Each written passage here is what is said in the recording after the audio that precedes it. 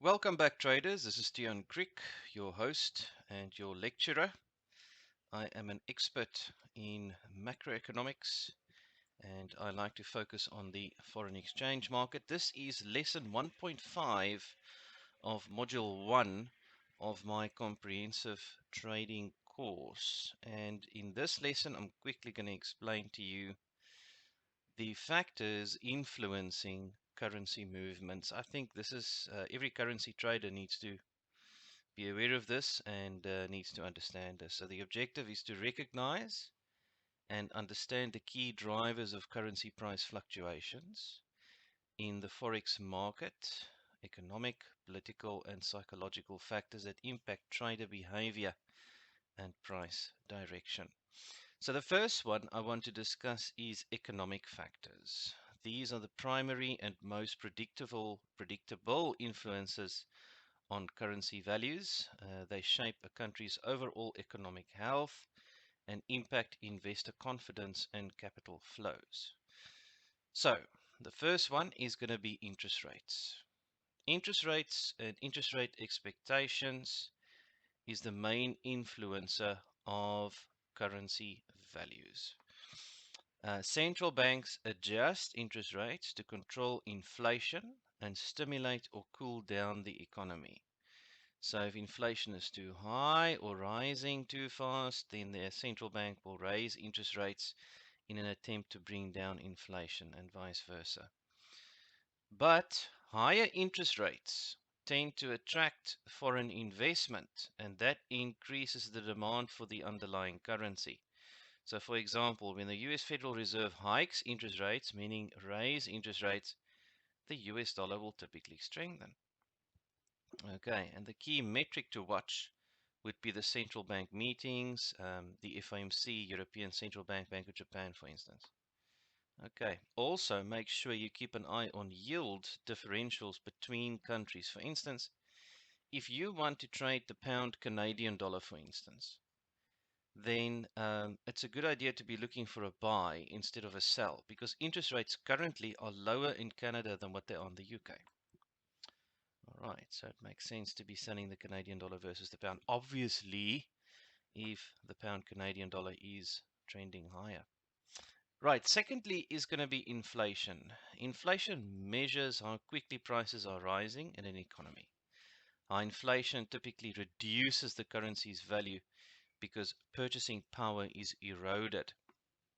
However, if accompanied by economic growth and rising interest rates, inflation may attract short-term inflows. Therefore, when we see the consumer price index announcement in the United States, for instance, and it is higher than expected, then the US dollar could strengthen as market participants start to factor in or price in the likelihood that the Fed will be raising interest rates to contain that inflation, and that automatically creates a demand for the US dollar.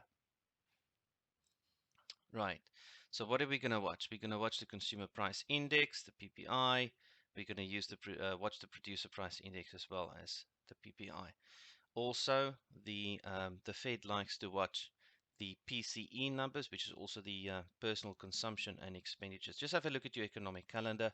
You can also join me in my trading room sessions each day of the week where I go through the economic calendar and I look at the macroeconomics, including the technical climate of the underlying instrument or currency pair.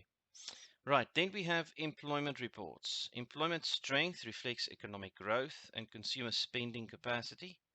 Strong job growth can boost currency value as it often leads to higher spending and inflation, prompting rate hikes. Also, when the employment report is released, especially in the United States, watch wage inflation. Because if there is inflation on wages, then the market can also start to price in that the Fed will be raising interest rates because of that, and it can cause the US dollar to strengthen. All right, so watch the non-farm payrolls in the United States or every other country's unemployment rate numbers and the average hourly earnings, like I said, wage inflation. Right, so that concludes the economic factors influencing a currency pair or a currency. Then we have political factors.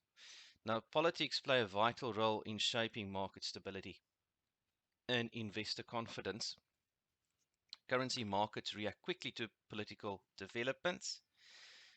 Now let's see, what do we have from elections? Election uncertainty creates risk for investors. Markets dislike instability. Currency volatility often increases during elections because of the uncertainty. But post-election, currencies may rise or fall depending on the perceived economic stance of the new leadership. To give you an example, the Great British Pound during the Brexit referendum and the US dollar during the US presidential elections. Um, the latest US election in November 2024 resulted in Donald Trump winning the US election, and we saw a dramatic rise in the US dollar as as investors perceived that Donald Trump will be good for the US economy, and it created demand for the US dollar. After that, because of the tariff geopolitical tensions, the US dollar weakened again. But nevertheless, that shows you the impact what elections can have on the market. Then also we have geopolitical tensions, conflicts, wars, trade disputes like the current trade war that we have, or sanctions can shake market confidence and cause sudden moves in currency values.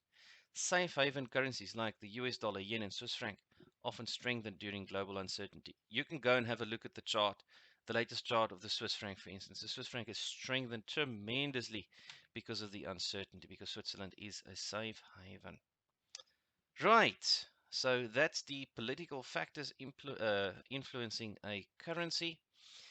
Then let's have a look at market sentiment and speculative activity. Sometimes it's not the data, but how the market feels about the data that moves prices. Sentiment can overpower fundamentals in the short term.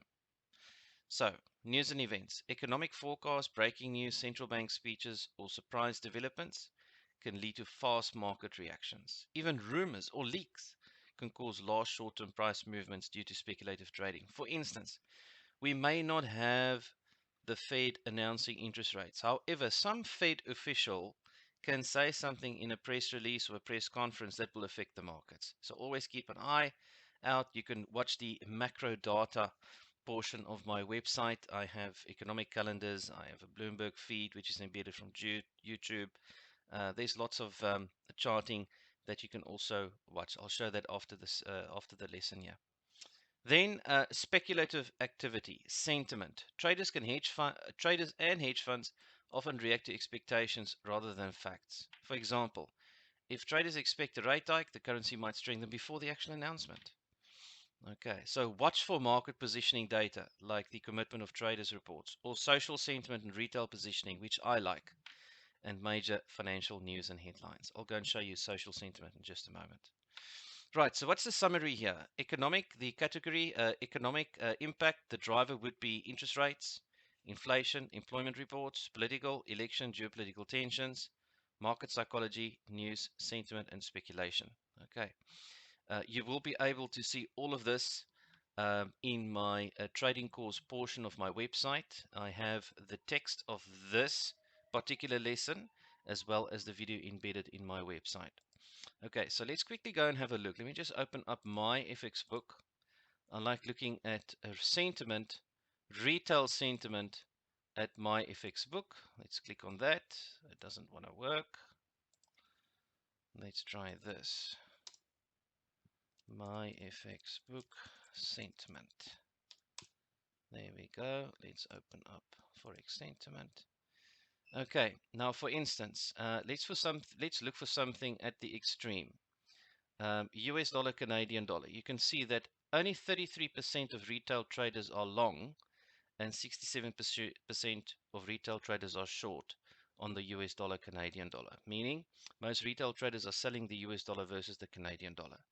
It is worth noting that most retail traders lose money. So I normally take the contrarian approach. I would see this as a buying opportunity.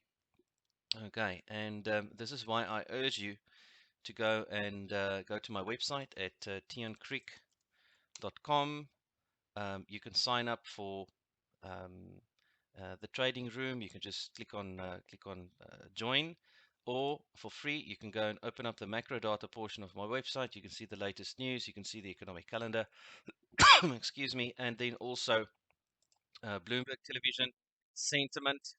I have some charting, some indexes, as well as currency strength charts. So please go and have a look at that.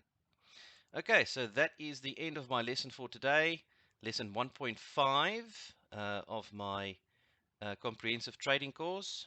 Please make sure to go and sign up or reach out to me by clicking on the contact form if you have any questions. Thanks for listening. This is Deon Crick.